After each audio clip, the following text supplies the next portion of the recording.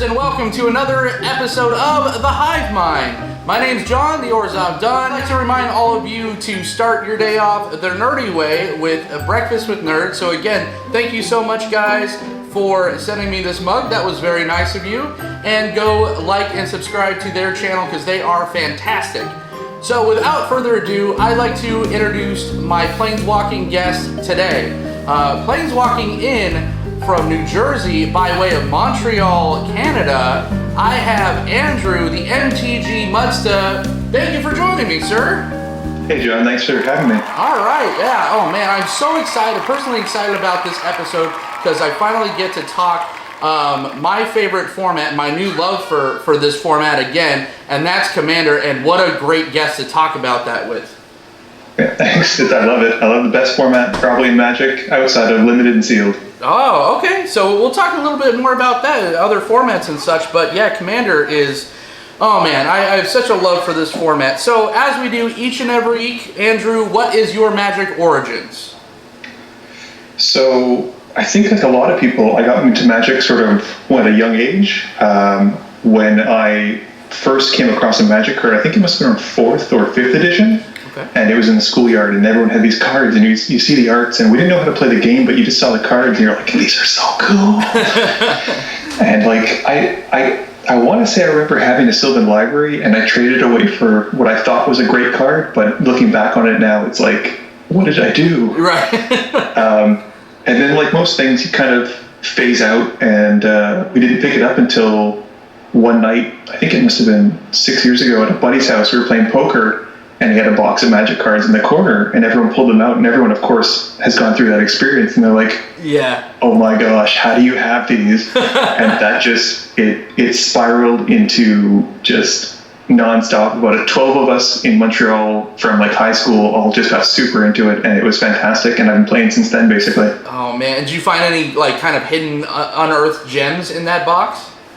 Not in that box, but I dug out my old stuff, and they're not amazing, but like I had a Swords to Plowshares, I had like Howling Mine, Felden's Cane, I think Warlord of Keldon. Yeah. It was one of the first like star cards where it was like based on how many creatures are on the battlefield, that's how much power and toughness he's had, and you're like, oh my gosh, this guy could be enormous. And it was so cool. Yeah. So like, yeah, going through them all, it's like kind of like a trip down memory lane, and like I use my Swords to Plowshares and some of the other cards because they're practical now. But yeah, it's a lot of fun. Yeah, and you kind of mentioned like you had a Sylvan Library, probably traded it off or something.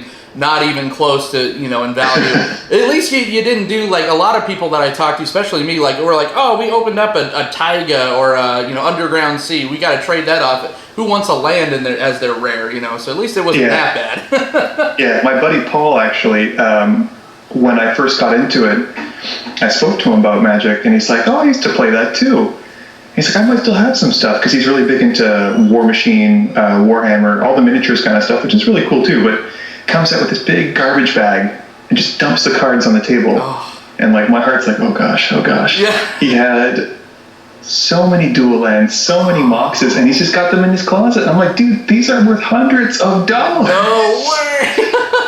And so like some of them were a bit banged up, but for the most part, like they were in good condition. So he's freaking out because he just had his first kid, and he's like, this is fantastic news. Yeah. That's college right there.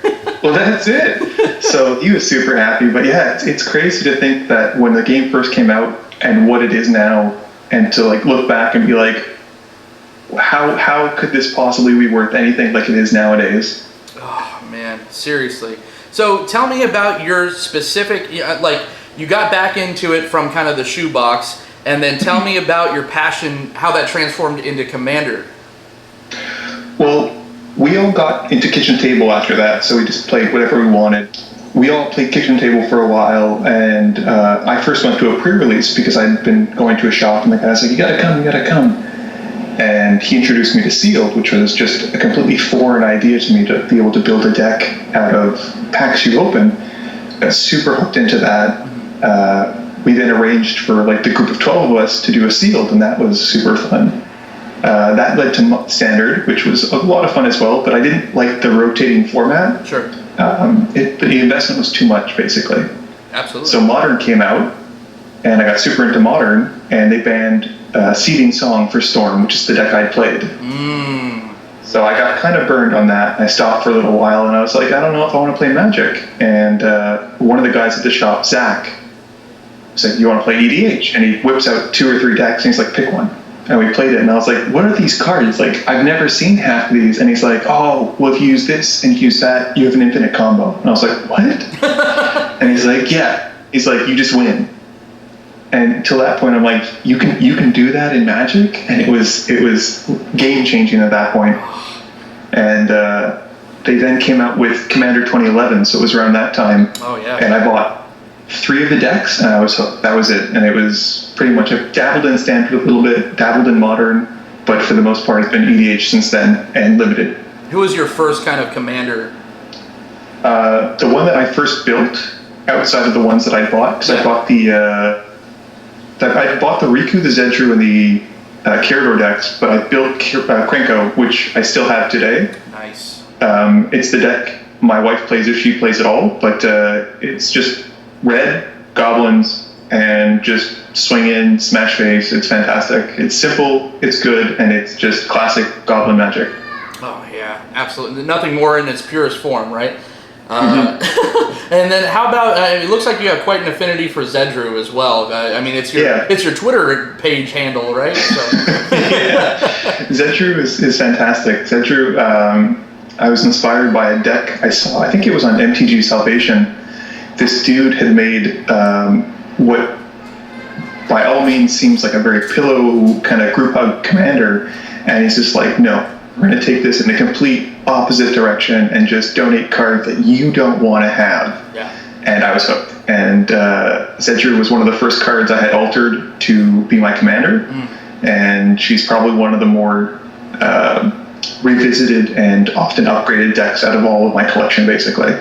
But she's super fun. Oh, what was it? That's the only deck that you could actually play like a Steel Golem, and that's so fun. Like when someone drops that card and everyone's just like, "What the hell is this?" And then play this.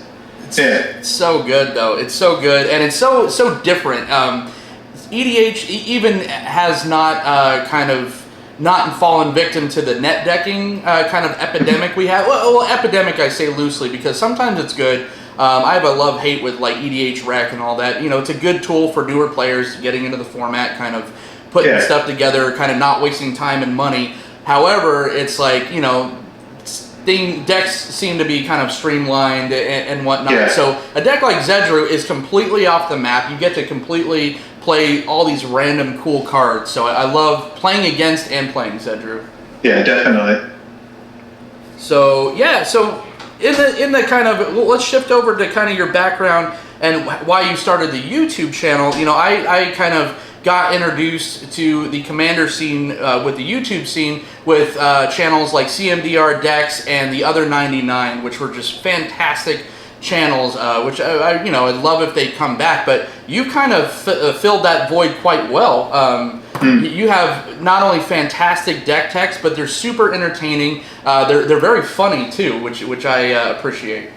Yeah, I try and add a little bit of just, you can read off a bunch of cards, or you can make it, or I don't do it all the time because I can't say that I'm perfect, but I try and make it as entertaining and as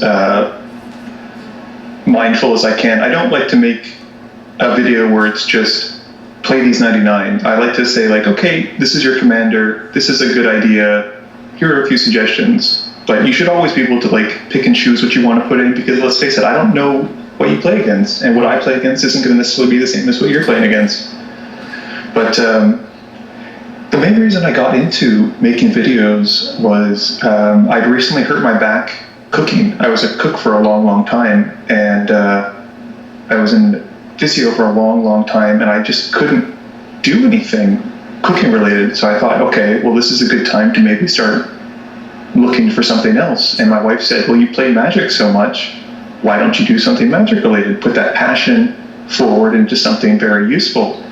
And I think it was November, I got quite serious about it, and I made my first deck tech on Prosh, which is just like literally kind of very much Commander deck style. Just me going through my cards, and I was like, this doesn't feel, it's not what I wanted to do. I was like, this seems kind of basic. So I thought, okay, let's try doing something else. And I'd done a background in graphic design. Nice. And so I thought, we'll see how that does. And I started playing with Adobe Premiere Pro, and I was like, I like this. This is a lot of fun. I can do what I want and get a message across and say what I want to say. And so that was a lot of fun. I got a lot of positive feedback out of that. And definitely The Other 99 was one of my big favorites early on, and it was a real shame when they said that they just sort of lost the time and passion to get into it, because they were putting out some fantastic content, and just the energy they had was so much fun. Yeah. Another channel that really piqued my interest was David Mctarry on Star City Games, the Commander Versus series. Absolutely. The chemistry between him and Danny West was fantastic. Like, just all it was two buddies sitting down, playing Magic, and having a good time, and it was Commander. And I'm like, that is what I want to see more of. I want to see people having fun doing what I like to do. Yeah. And I got a webcam. I set it up on like the most awkward tripod I had, and I recorded the first game. And people loved it. And so I thought, okay, let's go from there. And then I've just been doing that ever since, basically. Oh man, yeah. You mentioned I forgot about McDarby and David West. They were fantastic, and I would just tune in just to watch Danny's and David's kind of banter back and forth, and then they were so entertaining, and the decks were always great. Danny would always be running some kind of Celestia brew, and David would have some kind of blue something. But oh man, yeah, those were absolutely fantastic. So talk about the filming the games. So did you get like kind of a group of buddies at the LGS and just say, hey, I'm putting a camera on, guys, so get ready, or? Well, the first and foremost thing that I did was I spoke to the owner of the store, because that's the most important thing, because I don't want to go in, whenever I go to any store, that's the first thing I do, because I don't want to step on toes. I don't want to make people feel uncomfortable. I don't want anyone to be put off or upset by it. Yeah. So I spoke to the store that I went to on every Thursdays, and I just said, hey, like, I'm looking to just maybe try and dabble recording my games. And they're like, okay, all you got to do is just make sure at some point you mention where you film it. So I said, no problem. And initially there was a lot of, not hesitation, but people were like, is our faces going to be in it? Is our voices going to be in it? Right. And at that point, I'd already sort of decided on my style of cutting out the audio, cutting it down to sort of the more the beefier parts of the game, rather than sort of the shuffling and all that kind of stuff. And so I could safely say, like, no, listen, as long as you don't keep your head within the range of the table, you're good, and your voice won't be heard, and like, the only thing people will see are the plays you make. During his first main phase, Matt uses scrying sheets to activate and look at the top card, revealing snow-covered plains. He then draws it and plays the card. He then rebuilds his board, casting Loom Monarch Ascension, sends his Divining Top, and passes to Kevin. Kevin misses his land drop and activates Cabal Coffers to recast Obnixilis Reignited, upticking him, drawing one card and losing one life, and then plays Expedition Map. He then cracks it to go find Urborg, plays it as his land, and recasts the Burnished Heart that he brought back in response to Marco's Cyclonic Rift by sacrificing his goat to Trading Post.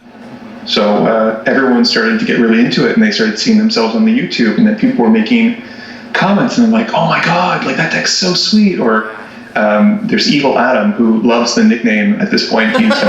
He's a real character, and he builds these really competitive and brutal decks, and he's fantastic to play against, and he just really got into it, and then it just sort of spread from there. God, that's amazing, man. And then was it hard to kind of, because you were doing it in Montreal, and then you started again when you moved, right? Yeah, well, I wanted to continue because I don't use up all the videos that I do, because sometimes they're not very good, or sometimes they're too short. But there's only a finite amount that I have, so I was like, if I want to continue doing this beyond the next 6 videos, I need to find some place. So I started looking in New Jersey, and I visited a couple shops. All of them were very receptive. And I finally settled on Family Fun Hobbies in Hamilton, New Jersey, because they seem to have a really good group of guys there who just really, all they want to do is get together, play Commander, have fun, and just like have a good time. And like, that's all I can ask for. There's competitiveness, but it's not harsh. There's no like play you have to win. It's like, you know what, we lost. Okay, next game maybe I'll win. Like, it's fun. There's no hurt feelings, basically. No table flipping. Yeah, exactly. Yeah. Well, that's fantastic. But New Jersey's been very inviting, very friendly. I've had no bad experiences here. That's awesome, and that's a big thing. Like, kind of, Magic players have a stigma of kind of being very introverted, and it's such a great thing to kind of break them out of, break people out of their shell a little bit, doing the thing that they love and getting it out there. That's very important. That's an awesome thing you're doing. Yeah. So, talk a little bit about the move from Montreal, Canada, to New Jersey. That's quite a culture shock. Yeah, it's very different. When we lived in Montreal, we lived sort of downtown Montreal, so everything was accessible by trains or buses, and it was really nice and convenient. And there was a lot of different cultures, just everything was different. Not to say that New Jersey doesn't have its own uniqueness and differences, but the one thing I miss the most about Montreal is the ability to sort of take a bus. I could literally go from one side of the island to the other in about a span of an hour. Wow. Whereas New Jersey, you sort of need a car to go anywhere, which is a bit. It is what it is. Yeah. But there's some beautiful farmlands. I mean, fresh produce and this stuff that you couldn't get in Montreal because it doesn't exist there. And Princeton is like 15 minutes away. It's beautiful, gorgeous campus. So many smart people, so many nice people, and it's a great town. I will say that the drive down was a bit tough. It's a long time to spend in a van. Oh my God. But once we got here, we set up, and we've been really happy here. And what's kind of the differences between the Magic scenes? Was there a prominent Magic scene in Montreal, and how is it in New Jersey? Surprisingly, there was a lot of very standard-oriented shops, whereas here I found they're much more diverse. Like, there's a lot of Commander, there's a lot of Legacy and Vintage and older formats that I didn't think were displayed because they just weren't played in Montreal. But as a result of being here, it's cool. Like, you go to the back and people are playing Vintage, and I'm like, wow. Is that a Mox Opal? And they're like, yeah. And I'm like, or not a Mox Opal, sorry, a Mox Diamond. Yeah, sure. Diamond Ruby or whatever, Emerald. All the Moxes, all the time. I gotcha. and you're like, that's like $3,000 that you just tap, and I'm like, that's crazy, dude. And they're having a good time in the back, and then next to them is a group of people playing Commander, and I'm like, that's super cool. Wow, that is awesome, man. All right, so what's your kind of process for picking your different well, first off, how many I gotta ask, how many Commander decks do you have at the moment? Right now, I think, we're gonna say 11. 11? That's pretty good. Pretty good number. Yeah, it used to be more, but I'm starting to par them down a little bit because I find that with 11, you can never really play all of them. Sure. And at most, I bring with me 3 or 4. So even then, you play maybe 1 or 2 a night, 3 or 4 at the most. Yeah. And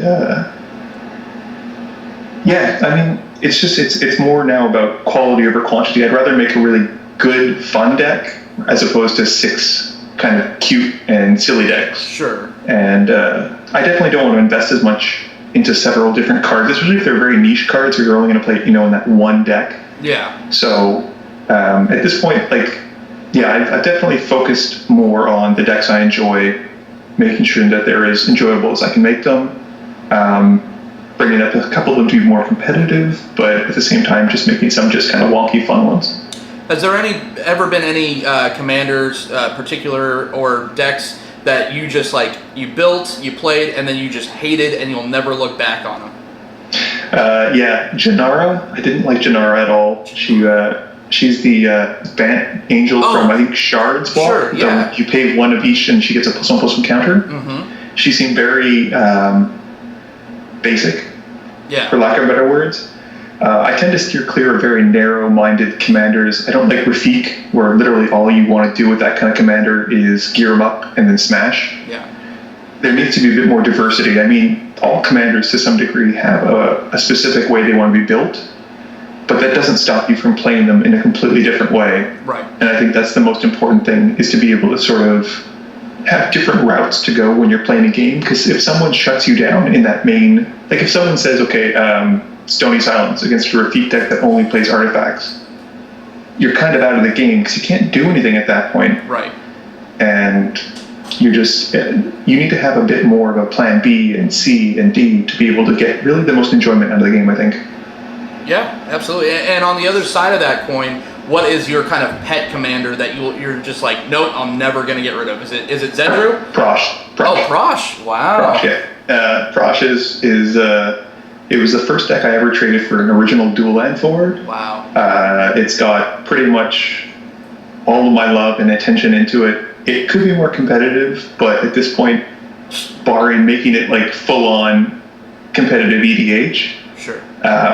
I don't really want to go down that route just because it doesn't seem to be the style that most people I play with play. Mm-hmm. Other than that, I mean, I have a couple pet ones like Prosh, Zedru, Animar, and Carador. I think are the 4 that I'll never really take apart just from how much I enjoy them, or special plays that I've had, or just like memories that I've really built up with them, and I just really, really love them about. Oh, I love me some Carador, man. You hit me where I live. That's one of my favorite commanders of all time. But yeah, I mean, Prosh, even stock out of the box, Prosh is so good. Is borderline very competitive. You could win some games. So I mean, yeah, you saying it's not very competitive, I'm sure it's pretty tuned. I actually bought it for a buddy of mine, so I had someone to play Magic with at work on lunch break. Yeah. And I'm just like, what the heck, man? I'm like $400 deep into my deck, and I'm getting fireballed like every freaking game. But yeah, I've been on the business end of that dragon quite a bit. So if we could talk a little bit, like I said, we're the first show. Andrew's the first show where we actually get to talk about Hour of Devastation's impact on a format, and what better way to talk about the Commander format with someone like the MTG Muddstah. So anything that really sticks out from Hour of Devastation to you for Commander? Oh my gosh. I've actually been spending the last day or two researching, because my Thursday video is going to be the top 10 cards that I pick for Hour of Devastation, ironically enough. Spoiler alert. Yeah. But there's so many good things. There's so many good cards. Yeah. I love the first, it's not even a new card, but the Unsummon.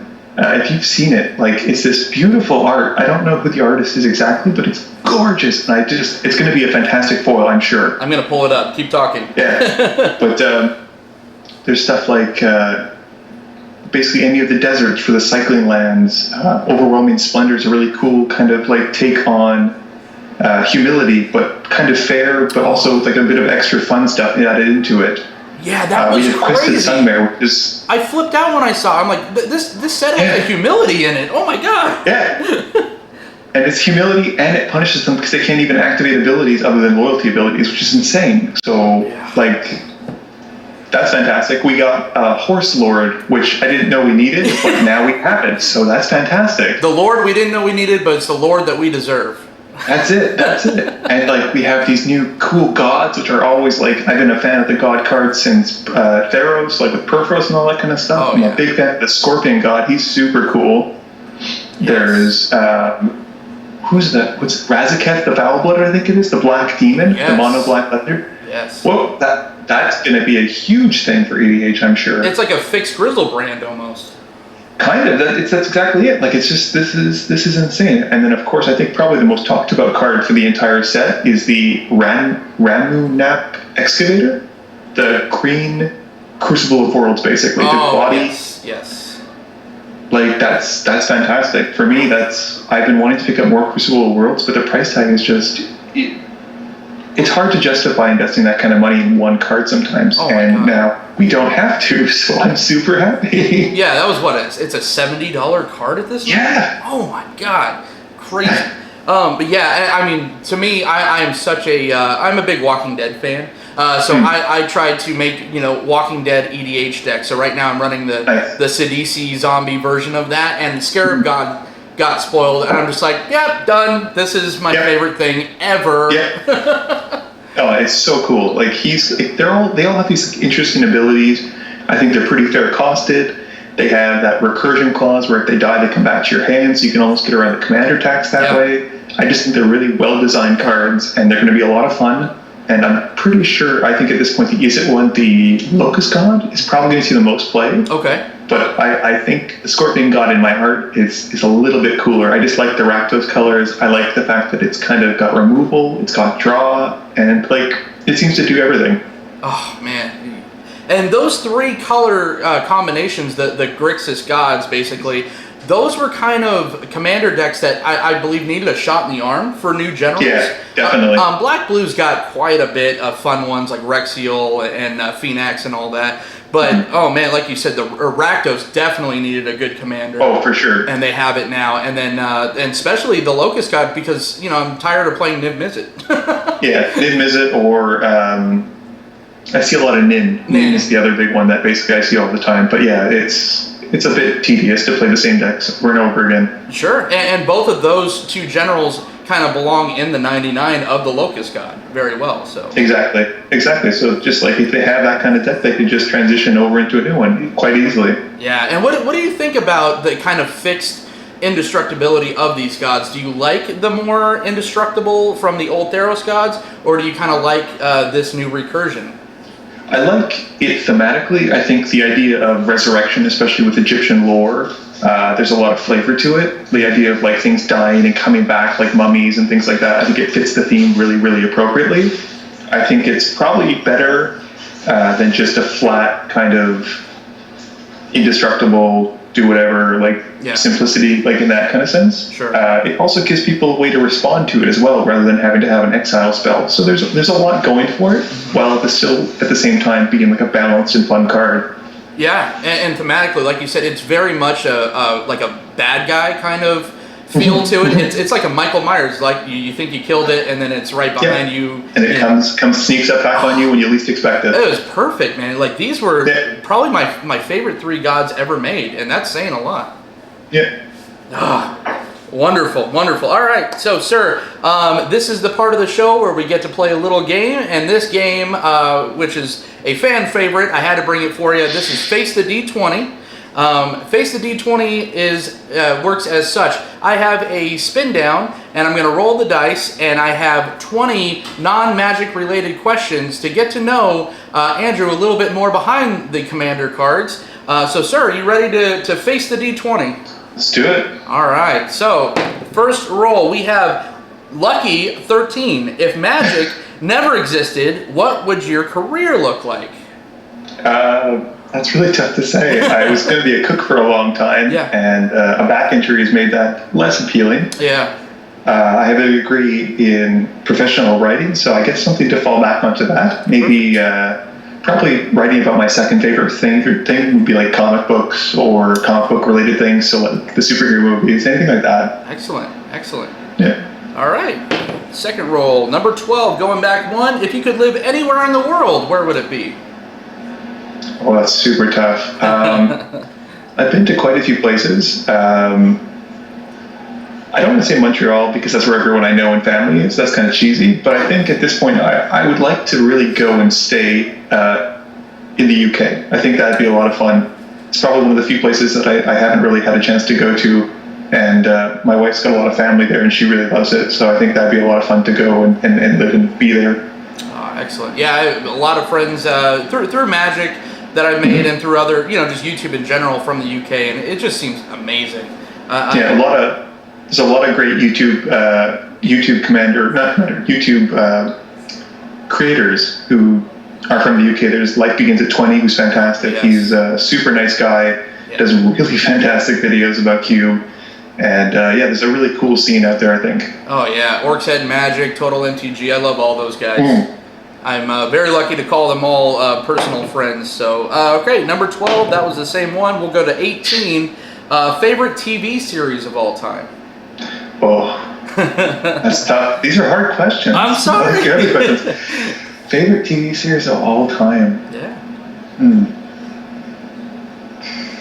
Take your time, man. This is some like fingernail biting questions here. We got I think probably my favorite TV show, the one that I come back to the most, would have to be like a childhood TV show that I saw. Okay. Maybe Samurai Pizza Cats. I don't know if you guys had that in the States. It was one of the first animes that they brought over from Japan, and they dubbed it over, and it's just this kind of weird, funny, strange show. But outside of that, I was really big into Firefly. Firefly was fantastic. Absolutely. Buffy, Angel, those are all like classics that I've always enjoyed immensely and have been a pretty big fan of. I could sit down and watch them again at this point. Big Joss Whedon fan. Yeah, I mean, I've enjoyed his work. I didn't care for Buffy the Vampire Slayer the movie, so but the series. But it had Pee Wee Herman in it. Yeah, that's not always a selling point. Yeah, I like what's his name? Paul Rubin now. I think he's done a good job of reinventing himself, but sure. I wasn't a big Pee Wee Herman fan when I was growing up. It just didn't appeal to me. It was too loud and too kind of zany. So sure. Yeah. Oh man, how about any like more current things? Like, are you watching the Marvel Netflix stuff or Game of Thrones or anything like that? My wife and I are big on Game of Thrones. Yes. We're waiting eagerly. I think it's 2 weeks now until the new season. Yes. That's a fantastic show. Sherlock is great. I've been watching Legion. Legion is really good. I thought that was fantastic. Fantastic. Yeah. I've been watching the DC stuff as well.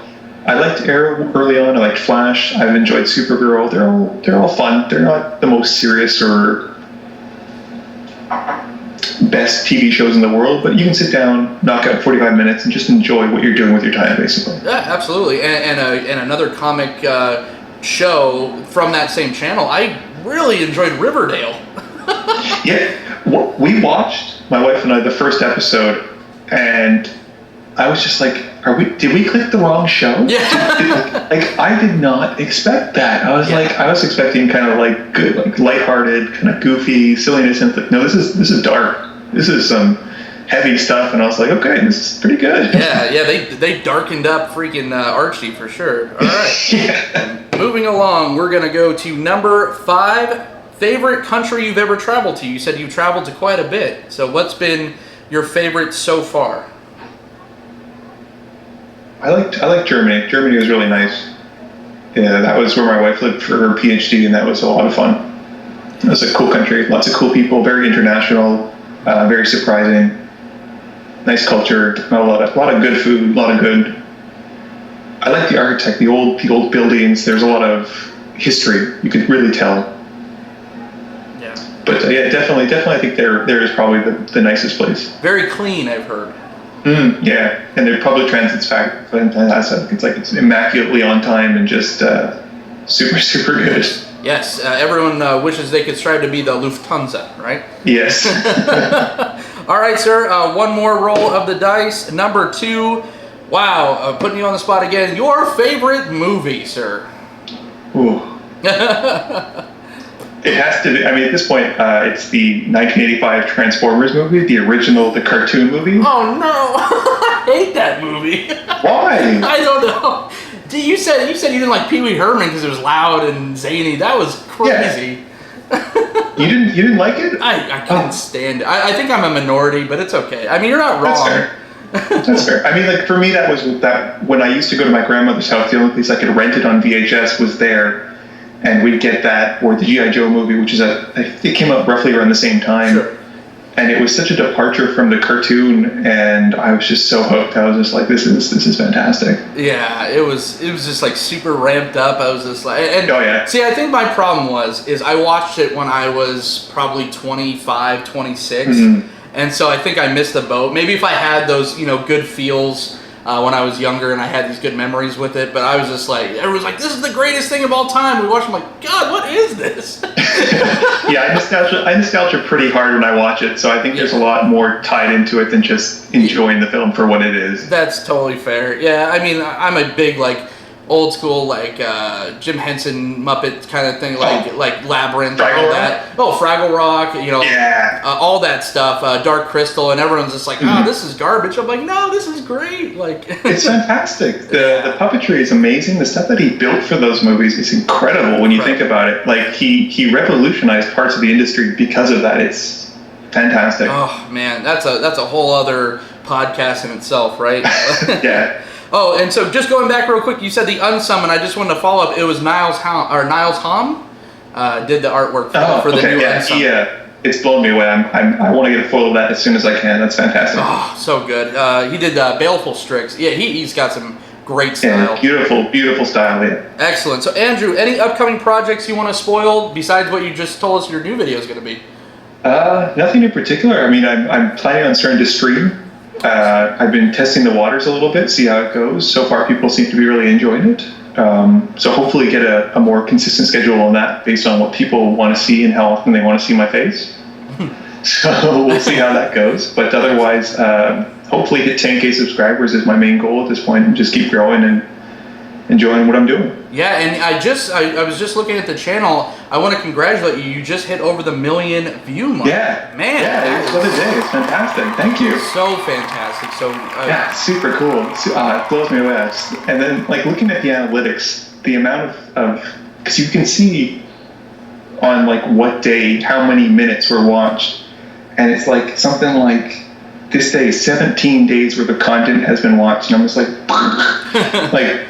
To think that people are like watching that much of my stuff is just super trippy and so flattering and humbling. I love it. It's super nice. Yeah, it is. It's definitely a humbling. This whole YouTube thing is definitely a humbling experience. I'm not, on the same level right now, but I mean, just like people watching my videos at all is insane. It's a different kind of way of thinking for me. It's so weird. It's like people enjoy watching what people like us have to say, and that's just incredible. Yeah.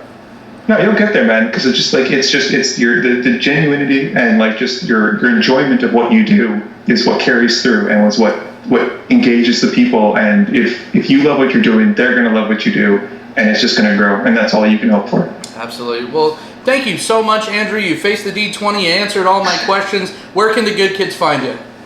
They can find me on YouTube at youtube.com/MTG Muddstah, or on Twitch, which is at MTG Muddstah, or on Twitch, or did I say Twitch? Yeah, Twitter at MTG Muddstah as well. So it's pretty much MTG Muddstah. You'll find me at some point. Excellent. Guys, go watch these videos if you love the Commander format, which I know a lot of you do as well as myself. You will love this channel. So thank you once again, Andrew, for coming on. And Planeswalkers, I will see you all in the multiverse.